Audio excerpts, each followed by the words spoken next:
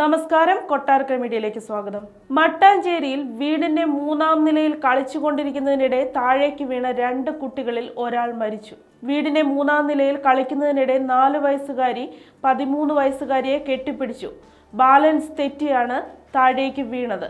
Balance തെറ്റി താഴേക്ക് വീണ 13-കാരി മരിച്ചു. പരിക്കേറ്റ 4 വയസ്സുകാരി ആശുപത്രിയിലായി. ബുധനാഴ്ച രാത്രി 7:30യോടെയാണ് സംഭവം. മട്ടാഞ്ചേരി ഗേലാസെഡ് പറമ്പിൽ ഷക്കീറിന്റെയും സുമിനിയുടെയും മകൾ നിഖിതയാണ് മരിച്ചത്. വീടിന്റെ 3-ാമത്തെ നിലയിൽ ബന്ധു കൂടിയായ 4 വയസ്സുകാരിക്കൊപ്പം കളിക്കുകയായിരുന്നു നിഖിത. ചെറിയ കുട്ടി പെട്ടെന്ന് ഓടി വന്ന് നിഖിതയെ കെട്ടിപ്പിടിച്ചതോടെ 2 പേരും മറിഞ്ഞ് താഴേക്ക് വീഴുകയായിരുന്നു.